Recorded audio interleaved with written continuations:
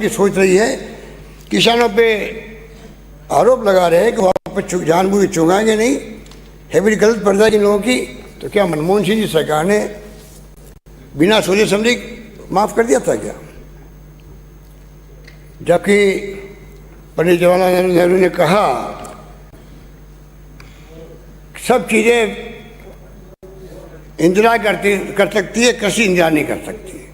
तो आप सोच सकते हैं कि, और आप तो धर्म की राजनीति करते हैं, ऋग्वेद में भी लिखा है क्षेत्रस्य पतिना वयम हिते देव जयमसी, जिसका बड़े मायने में अर्थ होता है किसान के हित में, किसान के हित से ही हम सबका कल्याण होता है। बताइए अब उनको गद्दार कहना, देशद्रोही कहना, खालिस्तानी कहना, क्या हो रहा है? 80 दिन हो गए ठंड के अंदर पड़े हुए बेचारे, बाल बच्चों सहित बुजुर्गों सहित, उस पर कोई चर्चा नहीं, कोई बात नहीं है। 3 कानून हमने पास किया, पर राज्यपाल महोदय यहाँ पड़े हुए हैं। इतना दबाव है सरकार का, बताइए आप, यूडीसी पे और सब बता दिया मैंने आपको। पर राष्ट्रपति महोदय से मैंने वक्त मांगा 4 मुख्यमंत्री को मिलने का, कांग्रेस के मुख्यमंत्री। अच्छे व्यक्ति वो, अच्छे, बहुत ही अच्छे इंसान है, व्यक्ति से वो दबाव इतना को टाइम नहीं दे पाए। राज्यपाल महोदय को हमने 3 कानून भेजे बना, 4 कानून। 5 एकड़ की बात चली, 5 एकड़ भूमि की अभी तक कुर्की हो रही है। आप मैंने कई सदस्य ने पूछा है सवाल, इसलिए हो रही है। वो कानून भी राज्यपाल महोदय के यहाँ राजभवन में पड़ा हुआ है, भेज नहीं पा रहे, वो इतने दबाव के अंदर है। तो आप सोचिए क्या हो रहा है। आप भेज दीजिए, राष्ट्रपति महोदय साइन नहीं करेंगे, बात खत्म हो जाएगी। पर राज्यपाल महोदय पे दबाव को वो आप पे भेज नहीं पाए, ये तो अच्छी बात नहीं है। हमने कोशिश की किस प्रकार से ये कानून आगे बढ़े, किसानों का भला हो। माननीय अध्यक्ष महोदय, पावर को लेके बहुत सवाल उठते हैं। मैं कहना चाहूँगा कि आप भी सरकार में रहे हैं और आपने देखा है किस प्रकार से पावर को लेके हमेशा इश्यू बनता है। उदय योजना भी आ गई, कर्जे सरकार ने ओढ़ लिए, परंतु ये गलती कर दी, ब्याज उनके ऊपर छोड़ दिया कंपनियों पर।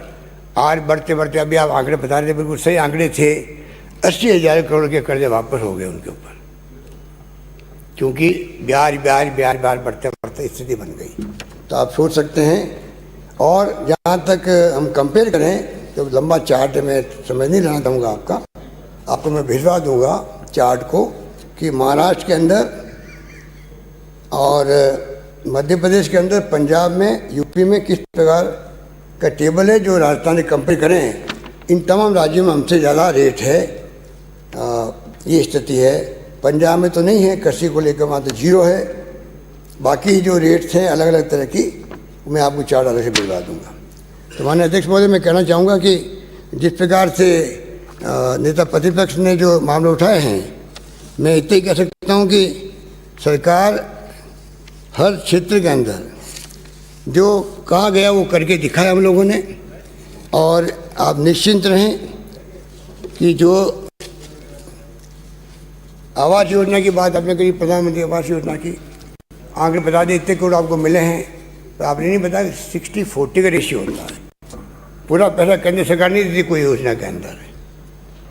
और उसी रूप में आज हम देखते हैं कि राजस्थान सरकार अपनी स्थिति मजबूत करते हुए चाहती है कि जो स्कीम बनी भारत सरकार की, उसको हम लागू करें।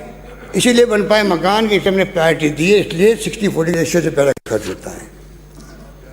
आपने कहा कि सारा केंद्र सरकार खर्चा करती है। मैं कहना चाहूँगा कि जब कोरोना चल भी रहा था तो पीडीएस अप्रैल से जून, अगस्त से नवंबर 20 में जो नेशनल फूड सिक्योरिटी एक्ट का चयनित परिवार है, वो निःशुल्क गेहूँ वितरण किया गया। उसमें क्योंकि उनके नॉर्म्स से ज़्यादा मना कर दिया, तो हमने 243 करोड़ रुपये खर्च किए अतिरिक्त लोगों को गेहूँ पहुँचाने के लिए, दालें पहुँचाने के लिए। मैं कहना चाहता हूँ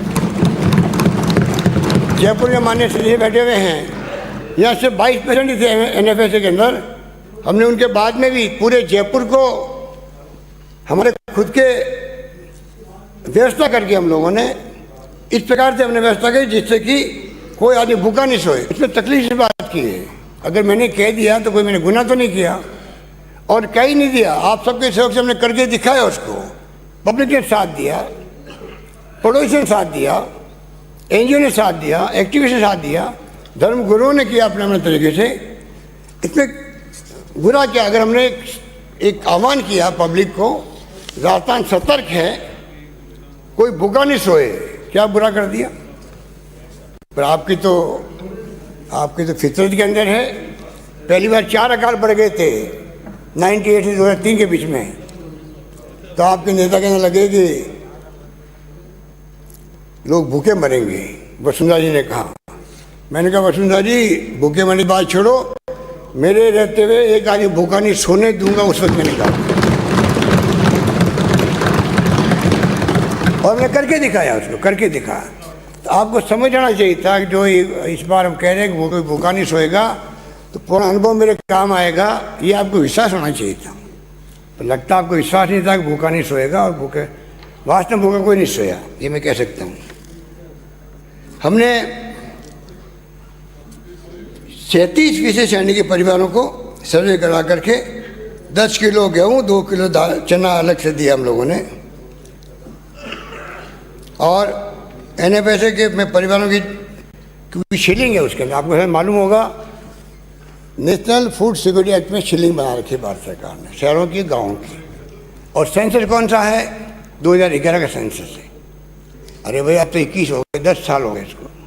हमने कहा आप लेटेस्ट सर्वे के आधार पर स्कीम लागू करो। ये मैंने प्रधानमंत्री से रिक्वेस्ट भी करी है। पर हमने 80 करोड़ रुपये खर्च करके उनका ध्यान में रखा कि शिलिंग में जो नहीं आते थे 34 लाख चयनित परिवारों को हमने इस प्रकार से गेहूँ खरीद करके उनको निःशुल्क बांटा उस वक्त में। और तो और हमने 33 लाख लोगों को, जो गरीब लोग थे, उनका पूरा सर्वे करवाया गया। और डेस्टिट्यूट भी थे उसके अंदर, रेडी वाले थे, पटरी वाले थे। 33 लाख लोगों को हमने 1,1500 रुपये, 3,500 रुपये दिए।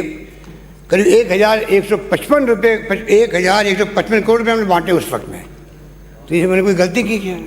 भूखा नहीं सोए थे, तभी भूखा नहीं सोए आदमी के उसको लगे कि सरकार हमारे साथ खड़ी है, ये दिखाने का उन्होंने प्रयास किया।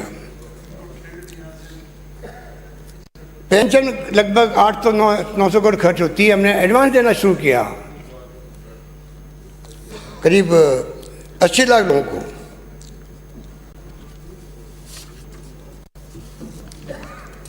प्रधानमंत्री कृषक सम्मान योजना की बात आपने करी, और मैं कहना चाहूँगा कि उसमें फटाफट ऐसा माहौल बनाया, और प्रधानमंत्री ने खुद ने आरोप लगा दिया कि राजस्थान सरकार सहयोग नहीं कर रही है, बाकी राज्यों ने तो हमें दे दिया है आंकड़े, और हम उनको पैसा भेज रहे हैं 2-2 हज़ार करोड़ रुपये किस्तों में। मैंने कहा उस वक्त, मैंने कहा हम लोग टाइम इसलिए लग रहा है बायोमेट्रिक करके भेजेंगे जिससे कि कोई आरोप नहीं लगे बाद में। वही हुआ बाद में, राजस्थान ने बायोमेट्रिक सत्यापन करा के पूरी तरह हमने लिस्ट भेजी, आराम से उनको डीपीटी हो रही है प्रधानमंत्री के यहाँ से 2-2 हज़ार की, कोई शिकायत आज तक नहीं है। जबकि जो पहले जल्दबाजी की जिन राज्यों ने, वहाँ पे शिकायत लग गई थी, हमारे यहाँ नहीं हुई।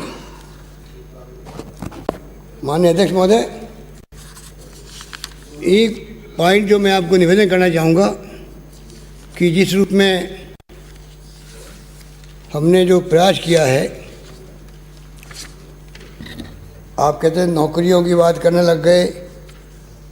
अभी तक तो हम लोगों ने